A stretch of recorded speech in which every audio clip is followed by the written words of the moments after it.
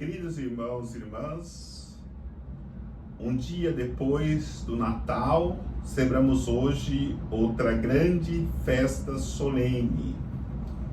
É a festa da Sagrada Família. Esse ano, a festa litúrgica caiu um dia após o Natal. Do dia da palavra que nos é apresentada para reflexão nessa solenidade, com primeira leitura, o livro do Eclesiástico, capítulo 3, versículo de 3 a 7, depois de 14 a 17.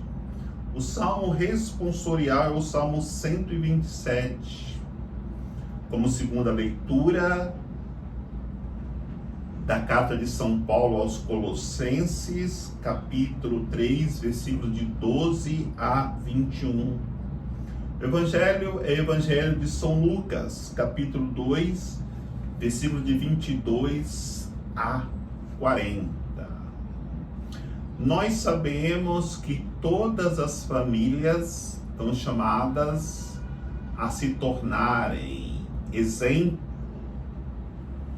como é a família de Nazaré, Jesus, Maria e José.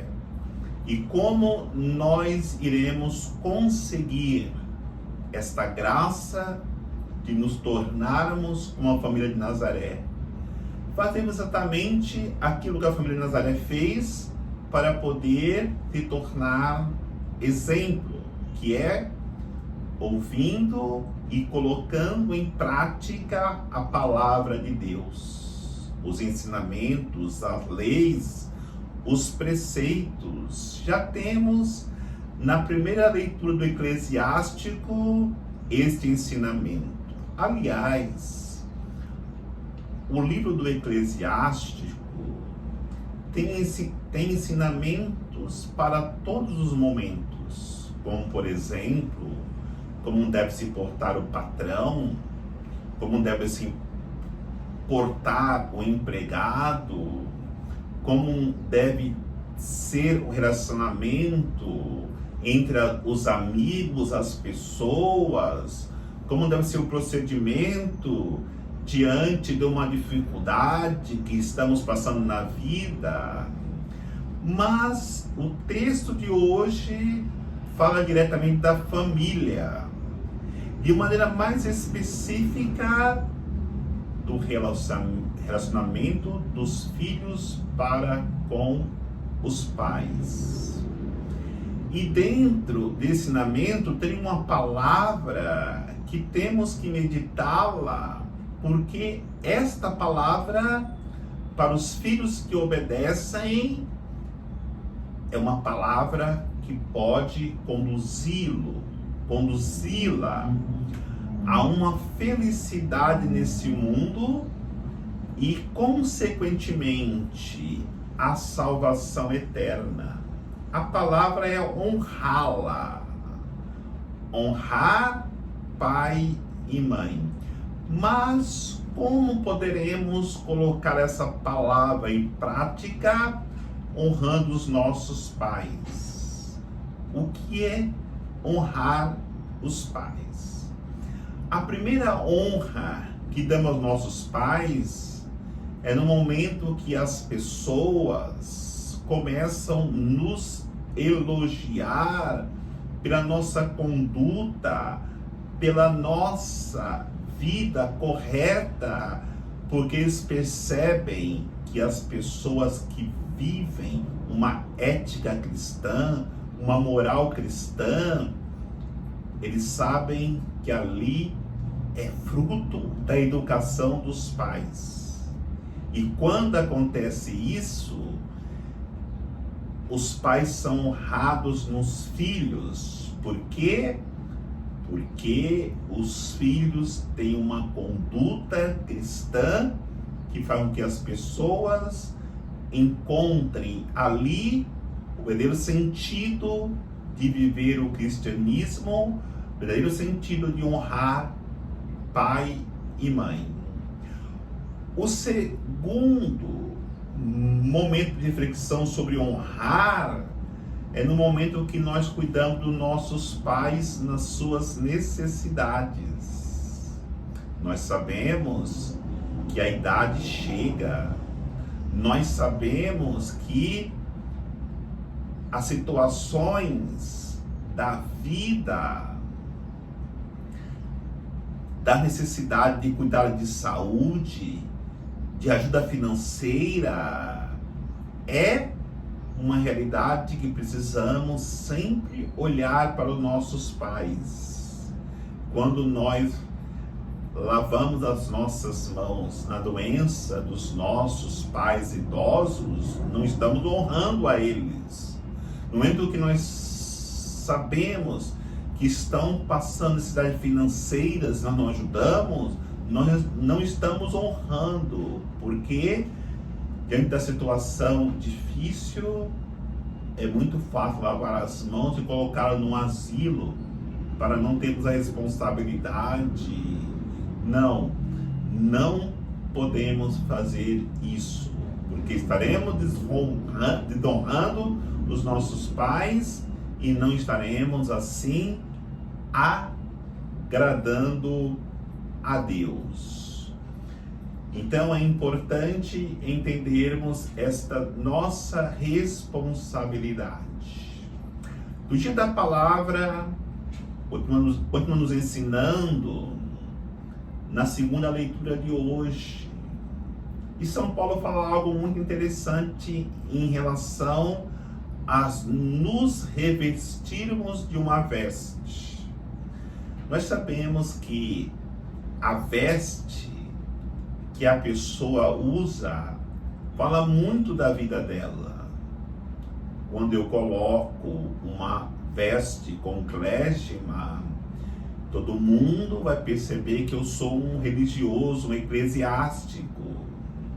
Uma roupa muito colorida mostra a alma da pessoa. Uma roupa de luto mostra a alma da pessoa.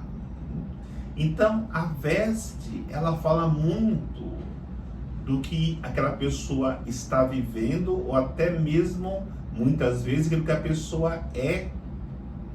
Então, São Paulo vai dizer para as pessoas se vestir com uma roupa, com uma veste de várias cores. Vamos colocar assim: uma veste de bondade, de mansidão, de perdão mútuo, de fidelidade, de compaixão, e vai dizer: e coloque um cinto para dar um toque especial. Esse cinto é a caridade.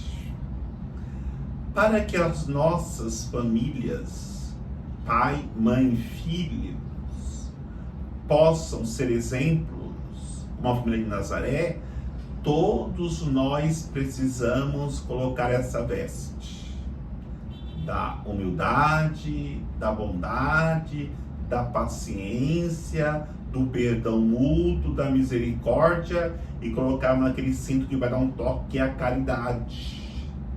Senão, cada um buscará o seu interesse e não compreenderá a mensagem de salvação que a palavra nos transmite.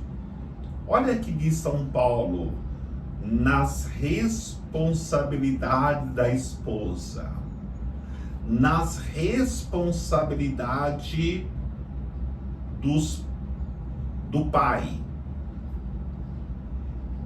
Esposas, sejam submissas aos vossos maridos. Esposos, amem vossas esposas como Cristo amou a sua igreja e deu a vida por ela. As mulheres, muitas vezes, não gostam dessa fala de São Paulo, porque parece que está depreciando a mulher e está querendo colocar o homem acima da mulher. Mas meditamos profundamente naquilo que diz São Paulo. Sim, a mulher deve ser submissa ao seu marido. Mas se nós vamos refletir, ele está sendo muito mais exigente com os homens. Porque quando ele fala que os maridos têm que amar as suas esposas como Cristo amou a sua igreja, o que ele quer dizer com isso? Como Cristo amou a sua igreja? Amou-a, dando a vida por ela. O que é mais difícil? Ser submisso? Ser solícito? Ou ser solícita? Ou dar a vida pela pessoa?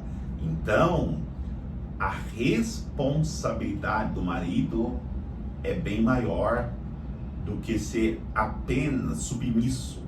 Ele tem que dar a vida pela sua esposa, pela sua família, da mesma forma que Cristo deu a sua vida por amor à sua igreja.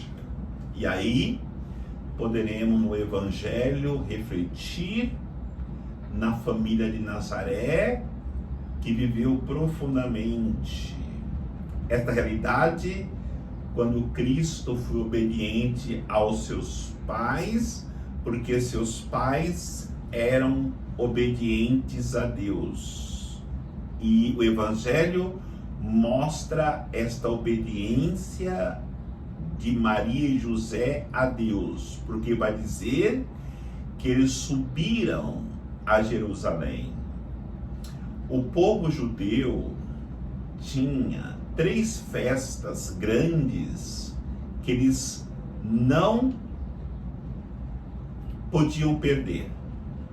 E quem era pobre tinha que ir pelo menos em uma dessas festas. Então, a festa da Páscoa, a festa de Pentecostes e a festa das tendas, que lembrava o tempo que o povo viveu no deserto debaixo de tendas. Eram umas festas que todos que tinham condições iam todos os anos celebrar em Jerusalém.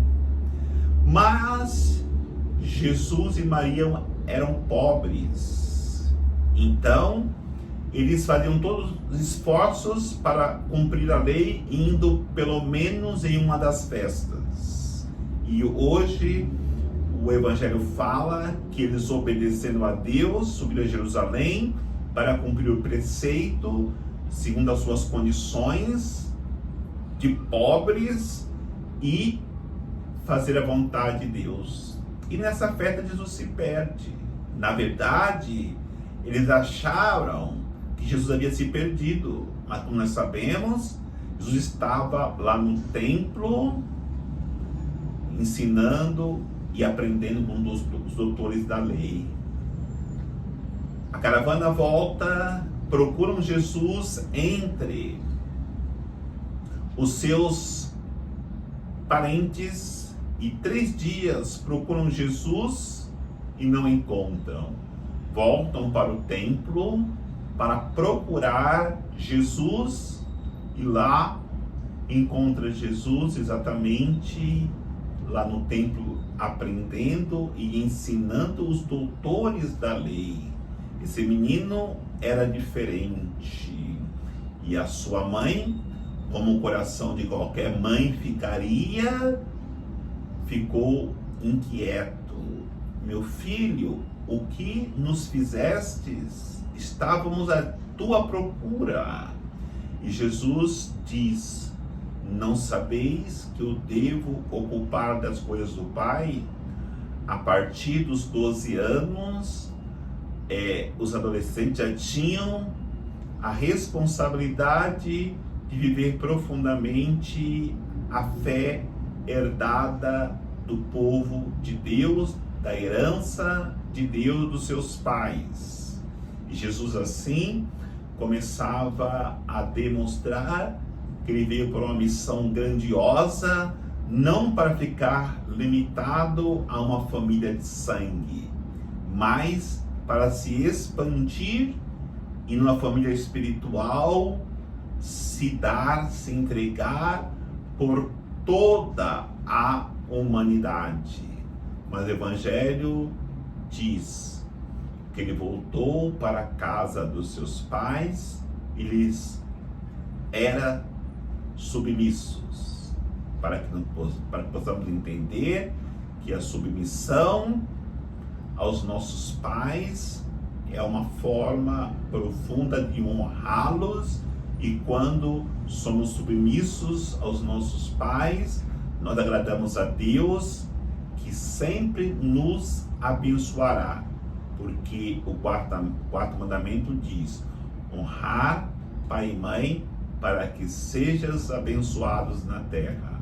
Devemos abençoar nessa terra no momento que fazemos isso. Honramos nossos pais, como Jesus honrou os seus pais, Maria e José, e constituiu assim a Sagrada Família de Nazaré. Que a Sagrada Família de Nazaré abençoe todas as nossas famílias nesse domingo que celebramos essa solenidade. Que o Senhor nos abençoe, em nome do Pai, do Filho e do Espírito Santo. Amém.